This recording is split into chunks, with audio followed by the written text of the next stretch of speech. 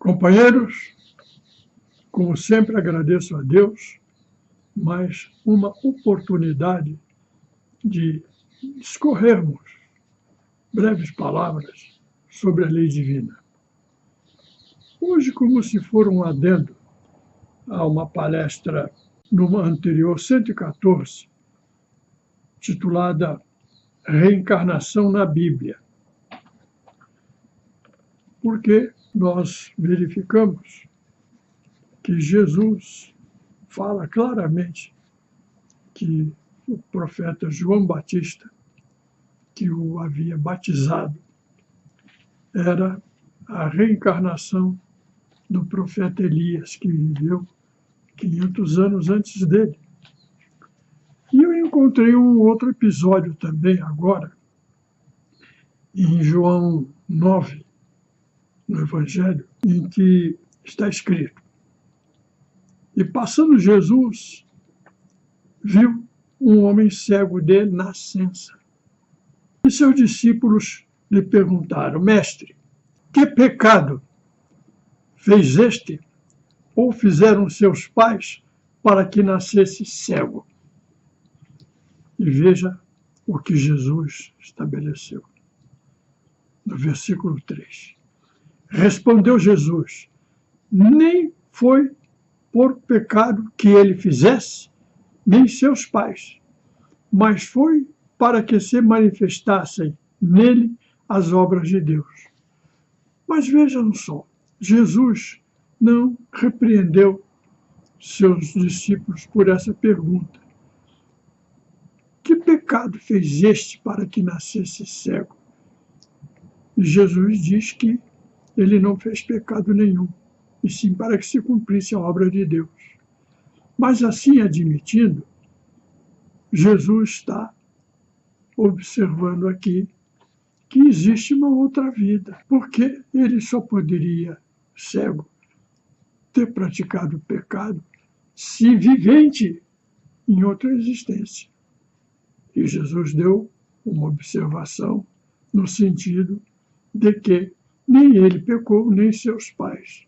Porém, ainda num adendo à palestra 114, vamos ainda acrescentar uma observação de Jesus em Mateus capítulo 11, versículo 10, referindo-se ao profeta João Batista. Porque todos os profetas e a lei até João profetizaram.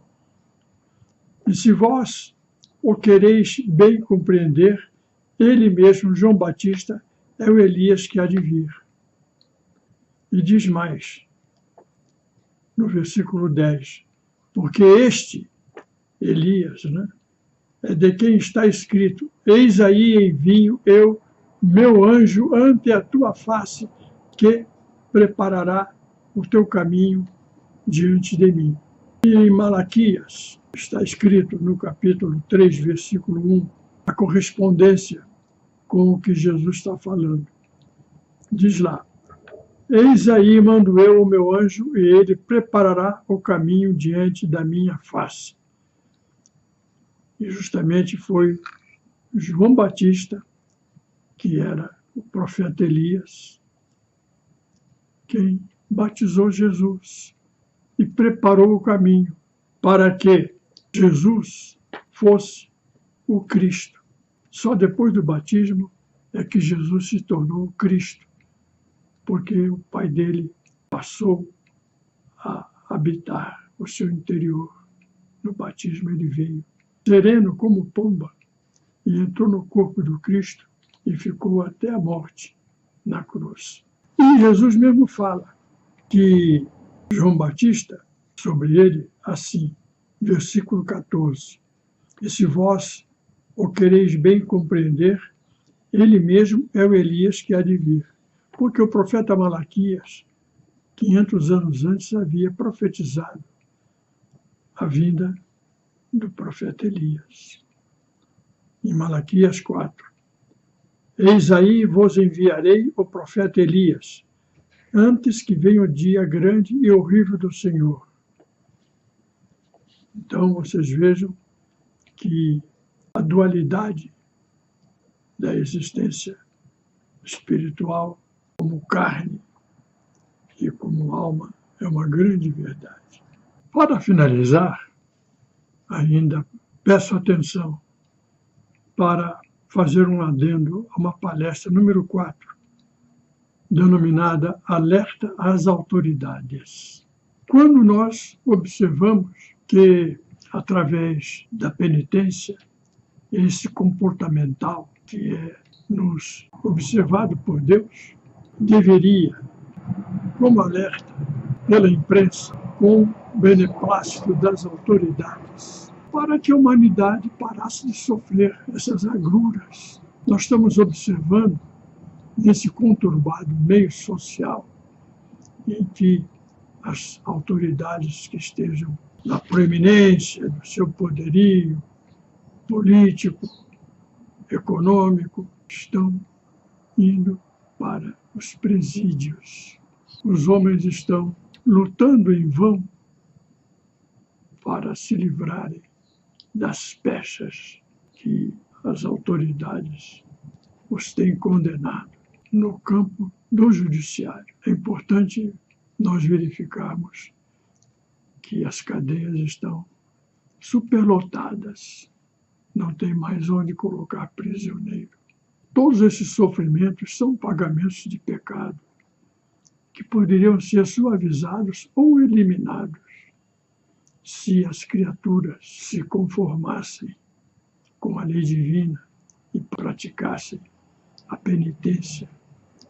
Devia de ser divulgado isso com grande interesse e grande ênfase das autoridades públicas. A única forma que tem de evitarmos essas tragédias. Mas a humanidade, como nesse caso, os nossos atuais homens públicos que estão nessa perdição, eles não conhecem a abertura, a porta de salvação da penitência.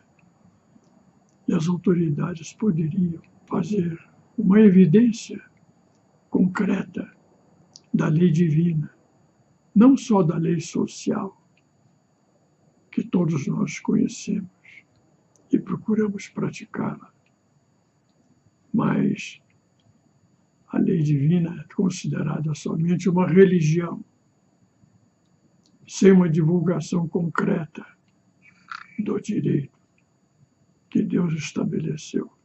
Porém, enquanto as autoridades não se despertam para essa publicidade da penitência, os irmãos que tenham tomado conhecimento poderiam divulgar entre os seus amigos, entre as pessoas de suas relações, para que eles também se aprimorassem nesse mistério da penitência, para que eles também não venham incorporar-se a esse batalhão de infelizes que estão numa situação deprimente, triste, cruel,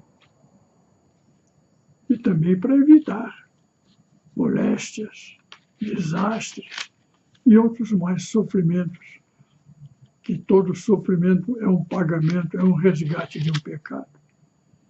São as minhas observações de hoje, e eu deixo um grande abraço, desejando toda a felicidade a todos que procuram fazer a penitência. Fique com Deus.